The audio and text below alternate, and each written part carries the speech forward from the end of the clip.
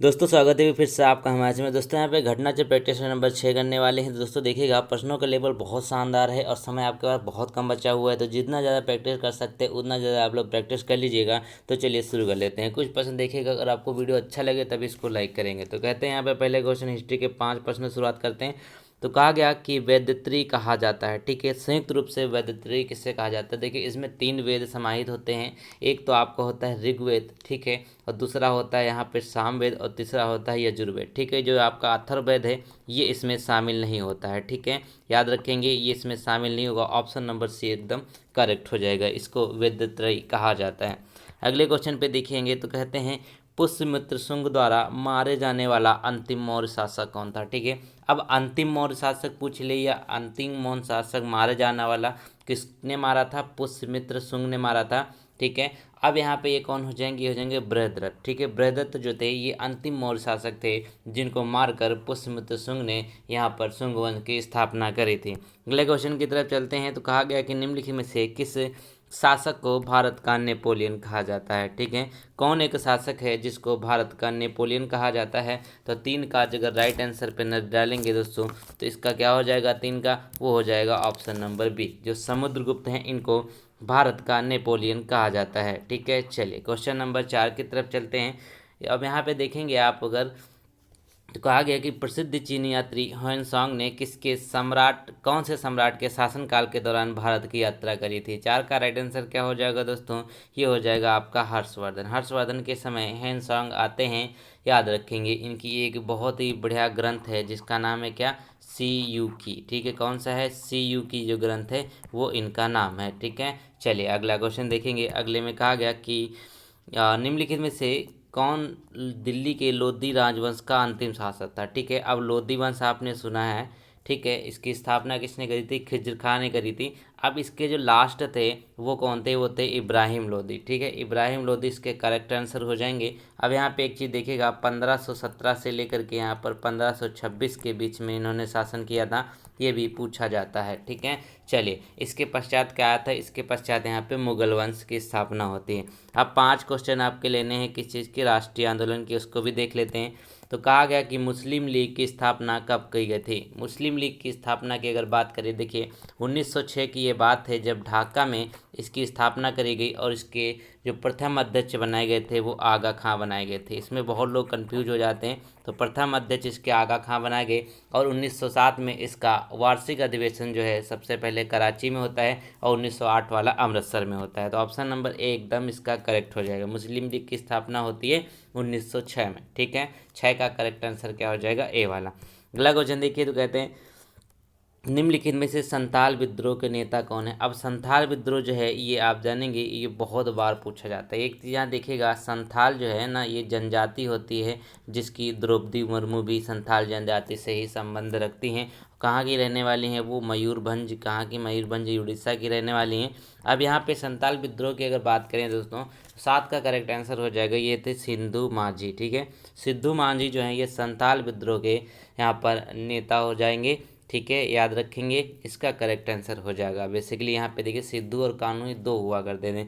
अगला क्वेश्चन देखिए, तो कहते हैं निम्न में से स्वतंत्रता आंदोलन में भाग लेने वाले पश्चिम बंगाल के क्रांतिकारी की पहचान करें। अब स्वतंत्रता आंदोलन जो है इसमें पश्चिम बंगाल के क्रांतिकारी भाग लिए थे, उनका क्या नाम है? तो वो हो जाएंगे यहाँ पर आपके ऑप्शन नंबर डी, यानी कि खुदीराम बोस, ठीक है। खुदीराम बोस जो है ये पश्चिम बंगाल के रहने वाले थे और इनको मुजफ्फरपुर बम कांड में फांसी की सजा सुनाई गई थी, ठीक है। अगला क्वेश्चन देखिए, तो कहते हैं बारदोली किसान सत्याग्रह का नेतृत्व किसने किया था? अब बारदोली सत्याग्रह की बात करिए, देखिए यहाँ पे क्या हो जाएगा 1928 में ये नेतृत्व इसका किया जाता है कि सरदार वल्लभ भाई पटेल के द्वारा, ठीक है। अब यहीं पर इनको उपाधि भी दी गई थी सरदार। किसके द्वारा दी गई थी? महिलाओं के द्वारा, ठीक है। सरदार की उपाधि यहीं पर दी गई थी, इसलिए वल्लभ भाई पटेल पहले कहा जाता था। चलिए 1928 की बात है, गुजरात की।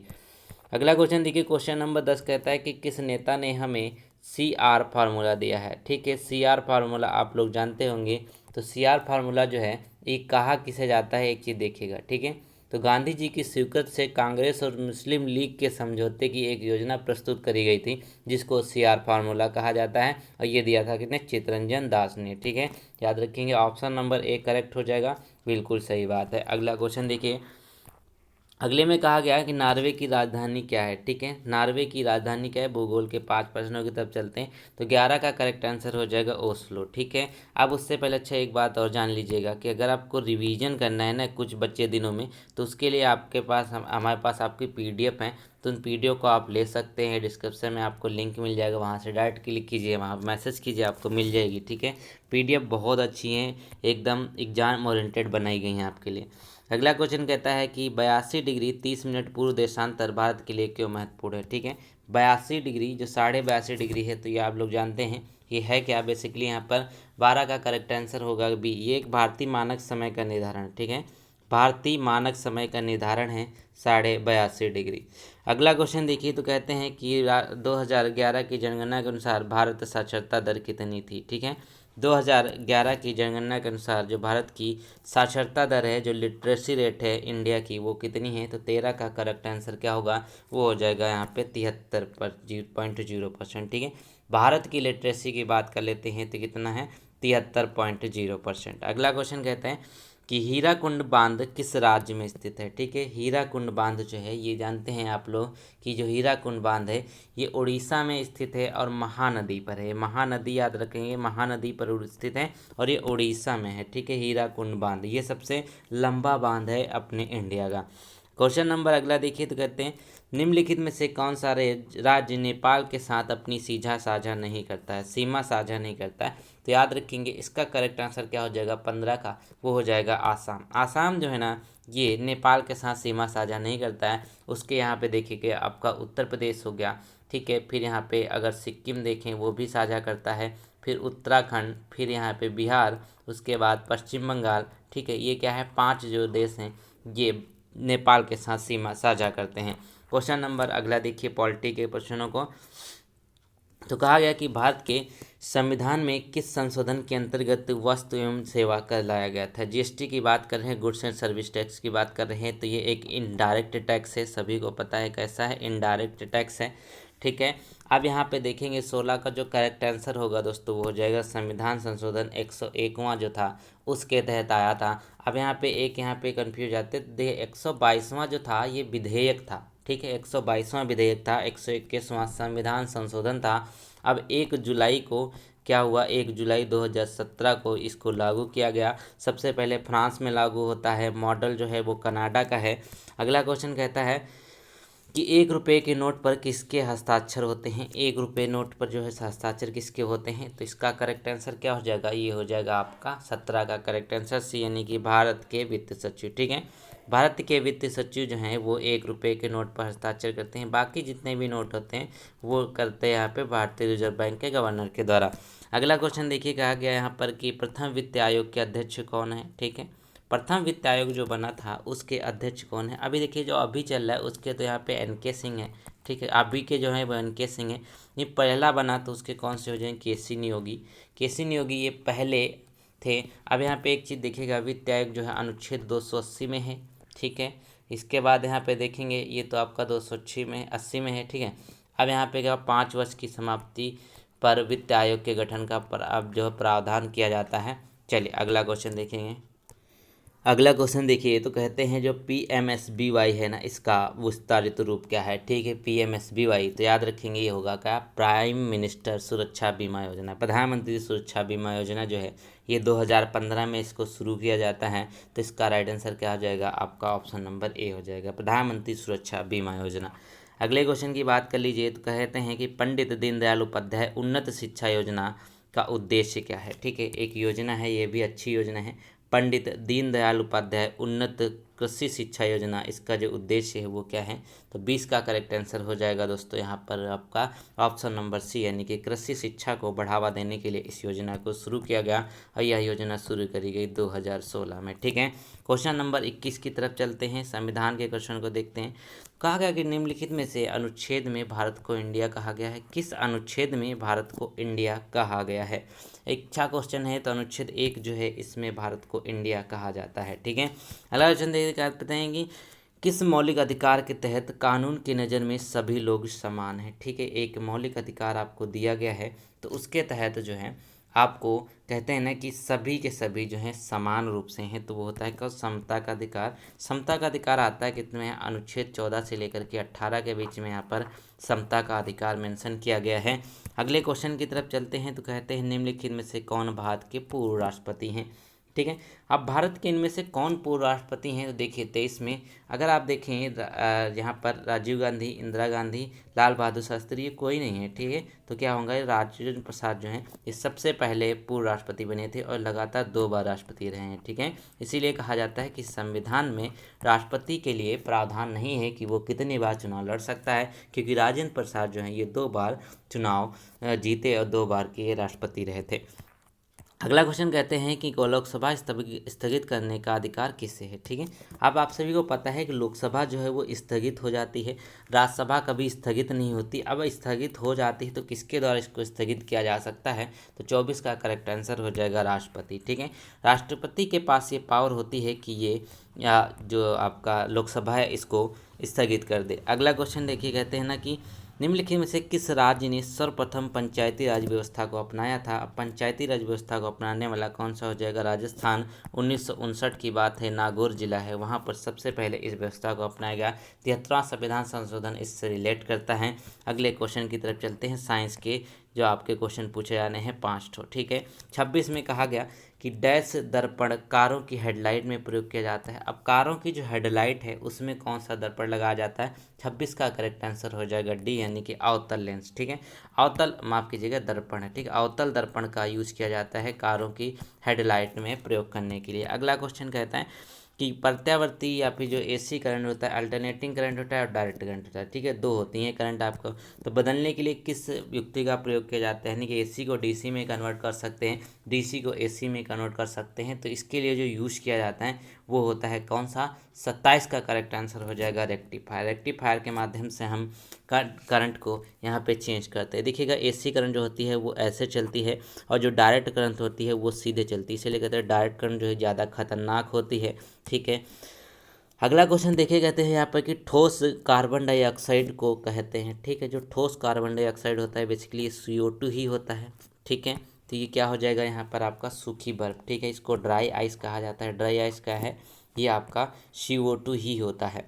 अगला क्वेश्चन कहता है कि शरीर में डैश की कमी के कारण क्वार्सिरकोर रोग हो जाता है। ठीक है, किसकी कमी के कारण, तो होगा यहाँ पे क्या होता है, प्रोटीन की कमी का। ठीक है, प्रोटीन की अगर कमी हो जाती है तो आपके शरीर में एक रोग होता है जिसको क्वार्सिरकोर कहा जाता है। तो 29 का राइट आंसर हो जाएगा ऑप्शन नंबर डी। ठीक है, ऑप्शन नंबर डी करेक्ट है। अगला क्वेश्चन कहता है निम्नलिखित में से कौन सा मांसाहारी पादप है। ठीक है, इनमें से कौन सा एक मांसाहारी पादप है, जो पेड़ है लेकिन वो मांसाहारी है। तो याद रखेंगे जो वीनस फ्लाईट्रैप है, वीनस फ्लाईट्रैप है, ये क्या करता है, इसका कुछ आकार ऐसा होता है पत्तों का कि क्या करता है, ये इसके अंदर जो ट्रैप हो जाते हैं। ठीक है, जो कीड़े मकोड़े हैं उसके अंदर बैठ जाते हैं और वो ऊपर से क्लोज हो जाता है। ठीक है, ड्राइंग मेरी इतनी अच्छी आप समझ तो पाएंगे नहीं होंगे।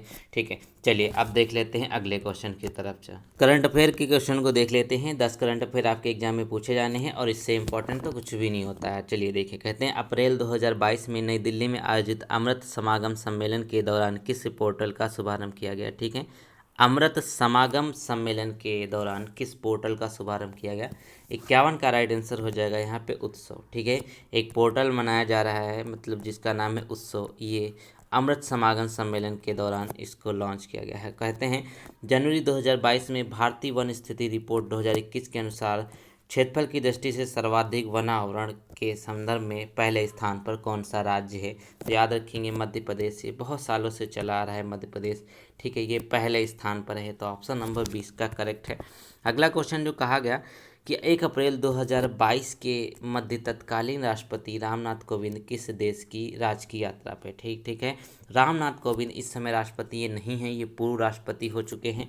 तो 53 का करेक्ट आंसर क्या हो जाएगा दोस्तों, ये हो जाएगा तुर्कमेनिस्तान। ठीक है, कहाँ की इन्होंने यात्रा करी थी, तुर्कमेनिस्तान की यात्रा इन्होंने करी थी हाल ही में। क्वेश्चन नंबर अगला देखिए, तो कहते हैं अप्रैल 2022 में Stockholm International Peace Research Institute SIPRI द्वारा जारी विश्व सैन्य खर्च प्रतिवेदन रिपोर्ट 2021 के अनुसार विश्व सर्वाधिक सैन्य खर्चे वाले देश में भारत का कौन स्थान है। सीधा सीधा बोले तो सबसे ज़्यादा सैन्य खर्चा मतलब सेना पर खर्चा करने वाला जो देश है उसमें भारत कौन से स्थान पर है, तो 54 का राइट आंसर हो जाएगा बी। ठीक है, भारत जो है वो तीसरे स्थान पर है।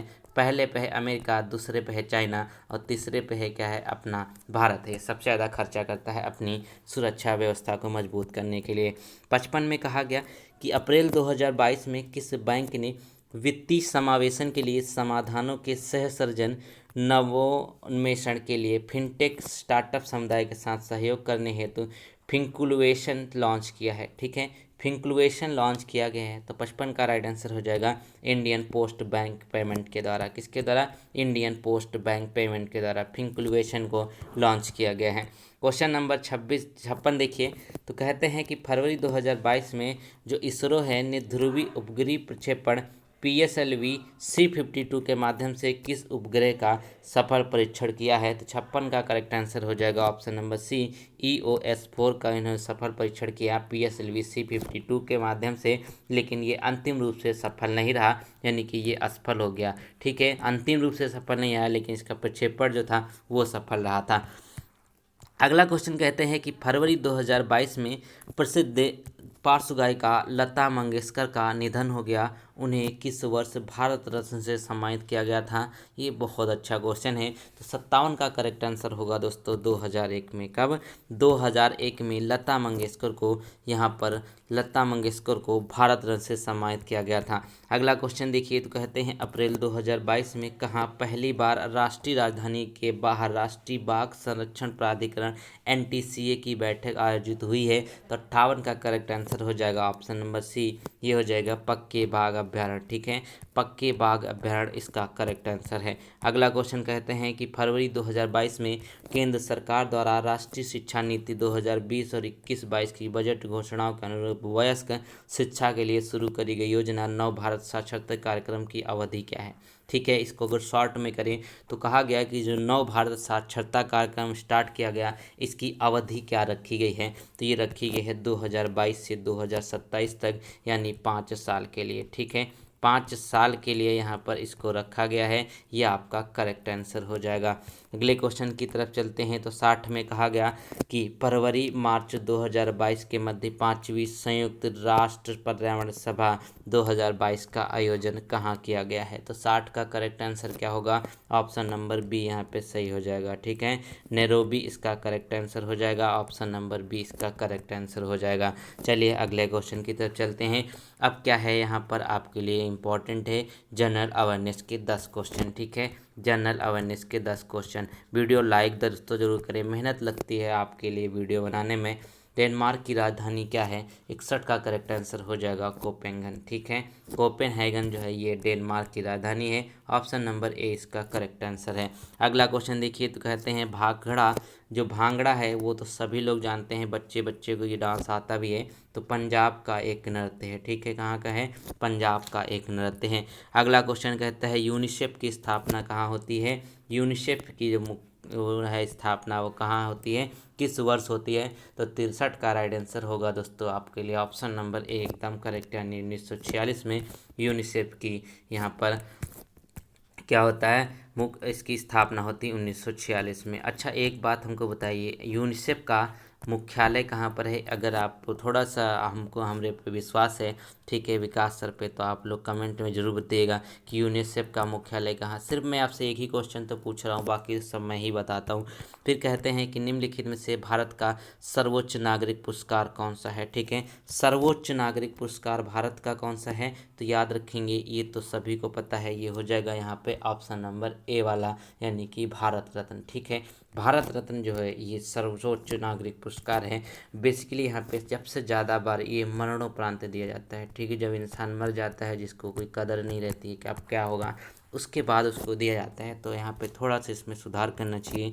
फिर कहते हैं कि रूमी दरवाज़ा कहाँ स्थित है। ठीक है, जो रूमी दरवाज़ा है वो कहाँ पर स्थित है, तो याद रखेंगे इसका करेक्ट आंसर हो जाएगा 65 का बी वाला। ठीक है, ये लखनऊ में स्थित है। इमामबाड़ा भी यहाँ पे लखनऊ में स्थित है। ठीक है, चलिए ये आपका करेक्ट आंसर है। अगले क्वेश्चन की तरफ चलिए। तो कहते हैं कि रामनाथ गोयनका पुरस्कार किस क्षेत्र में योगदान के लिए प्रदान किया जाता है। एक पुरस्कार है जिसका नाम है रामनाथ गोयनका पुरस्कार। यह दिया जाता है किसके लिए, तो 66 का करेक्ट आंसर हो जाएगा यहाँ पर ऑप्शन नंबर बी, यानी कि पत्रकारिता के क्षेत्र में रामनाथ गोयनका अवार्ड प्रदान किया जाता है। ठीक है, पत्रकारिता के क्षेत्र में। ठीक है, जर्नलिज्म के क्षेत्र में। अगला क्वेश्चन देखिए। तो कहते हैं गोल्डन बॉय नीरज चोपड़ा के लेखक कौन है। एक इनके पुस्तक लिखी गई गोल्डन बॉय नीरज चोपड़ा। ठीक है, तो याद रखेंगे वह कौन सी पुस्तक का नाम क्या है, वो है गोल्डन बॉय नीरज चोपड़ा। अब इसके लेखक कौन है वो देखिएगा। 67 का करेक्ट आंसर हो जाएगा यहाँ पे नवदीप सिंह गिल। ठीक है, किसने, नवदीप सिंह गिल ने इनके ऊपर पुस्तक लिखी और वो विमोचन भी हुआ।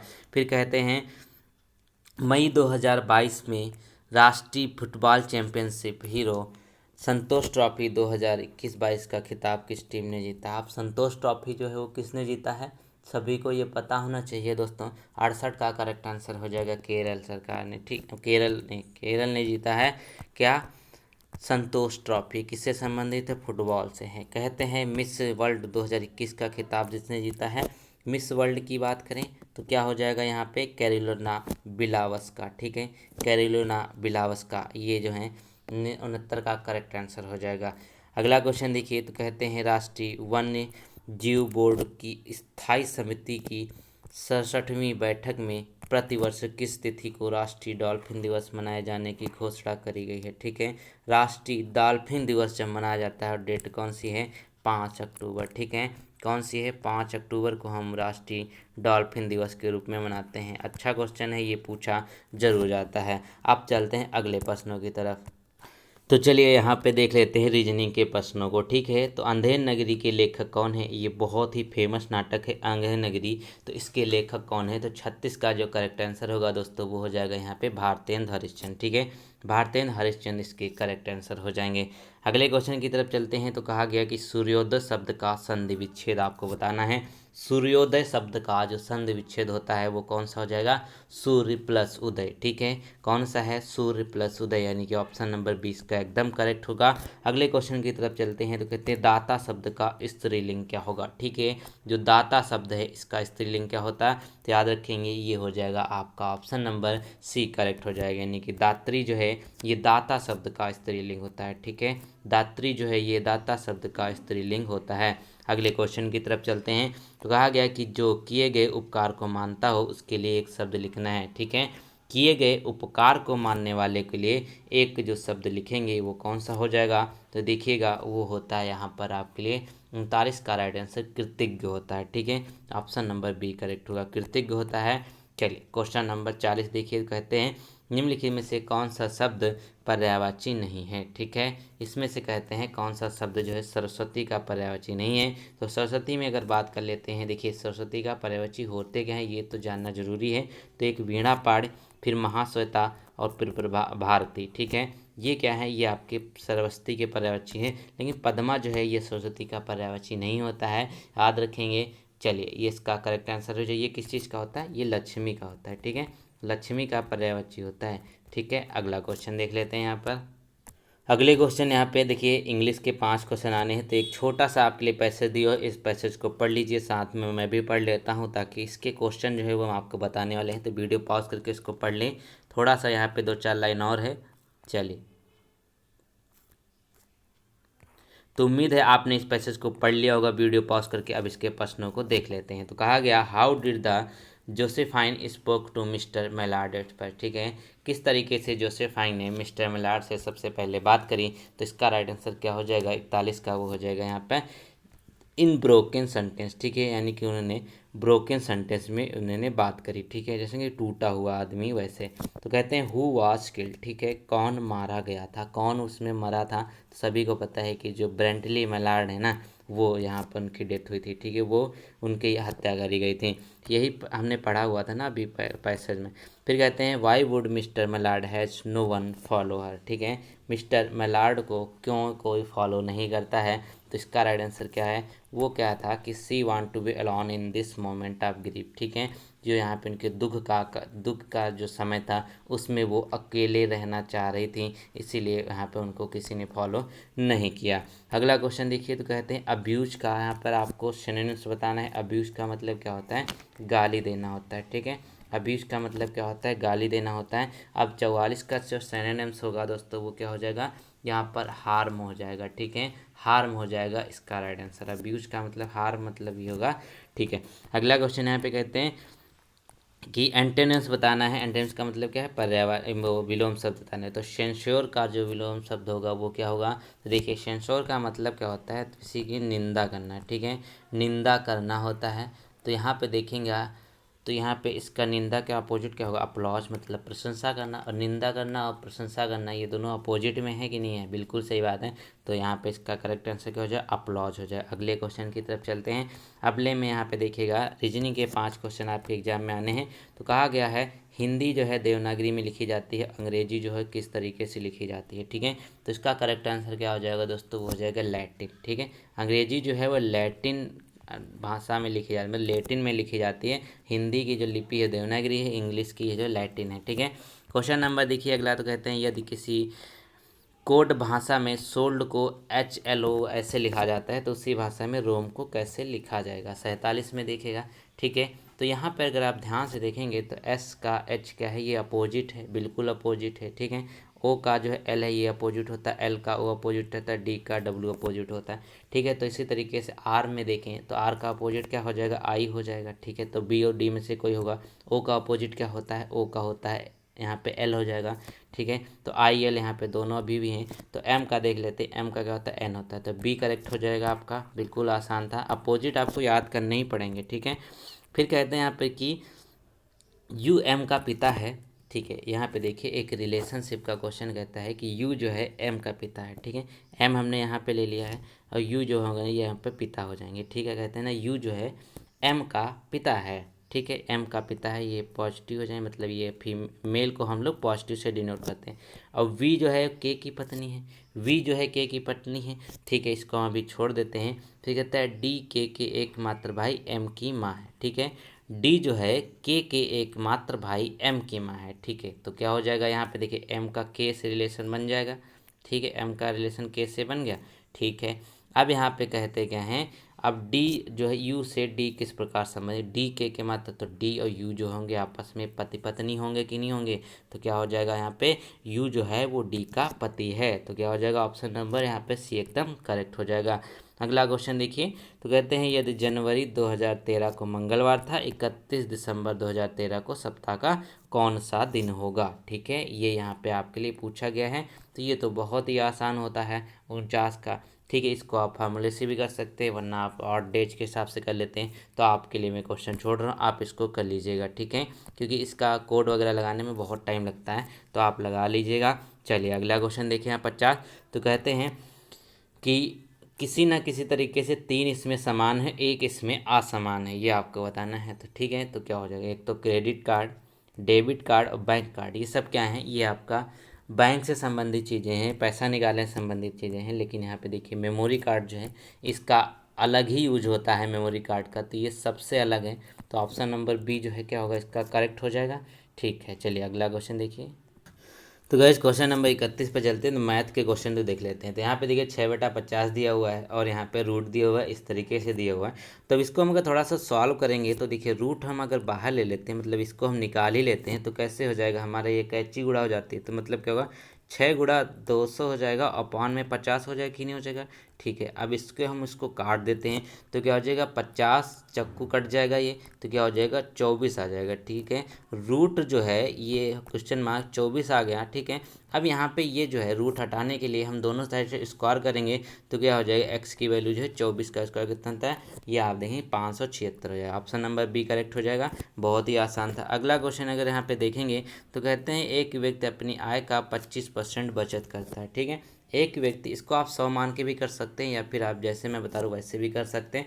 तो देखिएगा, माना कि यहाँ पे 25% बचत करता है, तो 25% का 1/4 होता है कि नहीं होता है? 25% 1/4 होता है, ठीक है। अब देखिए ये कटा 25 चक्कू 100, तो क्या होता है 1/4 होता है। अभी 1/4 होता है तो मानते हैं कि व्यक्ति की आय जो है वो 4 है, ये इसकी हम इनकम मान लेते हैं, ये आय मान लेते हैं, ठीक है, ये आय मान लेंगे।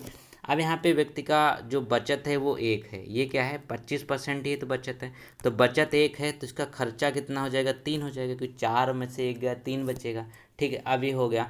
अब उसने कहा कि आय में 20% की वृद्धि हो जाती है। आय कितनी थी 4 आय है, तो 4 में अगर 120 कर देंगे, क्योंकि 20% बढ़ोतरी कर रहे हैं, तो ये कितना हो जाएगा दोस्तों, ठीक है, ये हो जाएगा यहाँ पे आपका 4.8%, ठीक है, 4.8% हो जाएगा। 4 का 120 करेंगे तो 0.8 बढ़ेगा ना, ठीक है। अब कहते हैं व्यक्ति का नया व्यय क्या होगा। अब नया व्यय क्या होगा, क्योंकि देखिए व्यय तो वहाँ पर वो 3 ही कर रहा है ना, ठीक है। अब यहाँ पे देखिए और बचत कितनी कर रहा है, बचत तो वो 1 ही कर रहा है, तो अगर 4.1 में माने मतलब 4.8 में से 1 अगर हम माइनस कर देंगे तो क्या हो जाएगा, इसकी जो नई वे हो जाएगी वो 3.8 हो जाएगी। अब वो 3.8 करता है, पहले 4.8 करता था, ठीक है, ये हो गया। अब यहाँ इसमें करेंगे क्या, सिंपल सा इसमें परसेंटेज निकाल लेंगे, ठीक है, तो क्या हो जाएगा 0.8/3 गुणा 100, ठीक है, इसको निकाल लेंगे तो क्या हो जाएगा 26 सही 2/3% आपका करेक्ट आंसर यहाँ पर आ जाएगा, ठीक है। अगला क्वेश्चन देखिएगा। अगले क्वेश्चन में देखिए तो कहते हैं यहाँ पर आपको ये दिया हुआ है वैल्यू ठीक है, ये वैल्यू आपको दे रखी है, तो सिंपल सा करना है। आप ऐसे क्वेश्चन में क्या होता है, इसमें फार्मूले ही आपको देखना होता है कौन सा इसमें फार्मूला लगा हुआ है, ठीक है, कौन सा इसमें फार्मूला लगा हुआ है। देखिएगा नीचे 3 समान है, नीचे 3 समान है, तो ये क्या आपको दिख रहा है कि नहीं दिख रहा है, a² + a³ + b³ है कि नहीं है, ठीक है, a + b³, क्योंकि ये भी भैया 3 बार दिया, ये भी 3 बार दिया है, ठीक है, ये आपको दिया हुआ है, बिल्कुल सही बात है। अब यहाँ पर क्या होगा, इसको अगर हम और तोड़ते हैं तो क्या हो जाएगा, a + b हो जाएगा, ठीक है, ये मतलब इसका विस्तार रूप यही तो होता है। और फिर क्या a² + b² - ab हो जाएगा, ठीक है। अब इन्हीं वैल्यू को ऐसे लिख लेंगे तो सब कट जाता है, ऊपर का सब कुछ कट जाएगा दोस्तों। इसको अगर आप अलग से लिखेंगे तो ऊपर बचता है 1, नीचे बच जाएगा हमारे 1, तो ये हमारी 753 बच जाएगा, 1 247 बच जाएगा, तो क्या हो जाएगा 1000 इसका आपका राइट आंसर आ जाएगा, ठीक है, 1/1000 ऑप्शन नंबर सी इसका एकदम करेक्ट हो जाएगा, ठीक है। चलिए अगला क्वेश्चन देखिएगा। अगले में कहा गया तो बहुत ही आसान है, तो कहते हैं एक संख्या और इनके 3/5वें भाग के मध्य अंतर जो है 274 है, ठीक है, उस संख्या का 20% आपको ज्ञात करना है। तो इसको 100 मान लीजिए या फिर x मान लीजिए, तो मान लेते हैं चलो हम x है, वो संख्या कौन सी है, वो संख्या x है, ठीक है। तो कहते हैं उसकी अंतर भी तो दिया हुआ है, ठीक है, x - 3x/5, ये आपको अंतर दिया हुआ 274, हमको इक्वेशन मिल गई। अब ये इक्वेशन मिल गई है, अब इस इक्वेशन को आपको सॉल्व कर लेना है। जैसे ही आप इक्वेशन को सॉल्व करेंगे x की वैल्यू मिल जाएगी आपको 685, ठीक है। अब 685 का आपको 20% निकाल देना है, आपका 137 जो है वो करेक्ट आंसर यहाँ पर आ जाएगा, ठीक है। चलिए अगला क्वेश्चन देखिएगा। ये क्वेश्चन औसत का है, देखने में बड़े लगते हैं लेकिन होते बहुत छोटे हैं। तो एक पंक्ति में बैठे 4 विद्यार्थियों में से अंतिम 3 विद्यार्थियों के औसत यहाँ पे 20 वर्ष है, ठीक है, अंतिम 3 विद्यार्थियों के औसत यहाँ पे 20 है। तो प्रथम 3 विद्यार्थियों की औसत 21 है, तो प्रथम 3 की यहाँ पे 21 है, तो 21 × 3 हम टोटल निकाल सकते हैं कि नहीं निकाल सकते, बिल्कुल निकाल सकते हैं।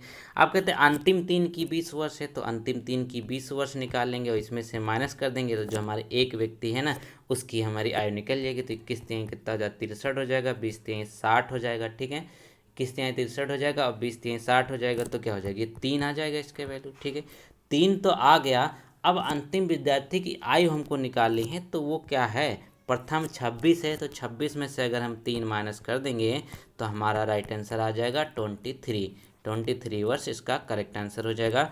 तो आई होप ये प्रैक्टिस सेट आपको अच्छा लगा है, तो इसको लाइक करें, चैनल को सब्सक्राइब करें। मिलते हैं नए प्रैक्टिस के साथ बहुत जल्द। Thank you so much.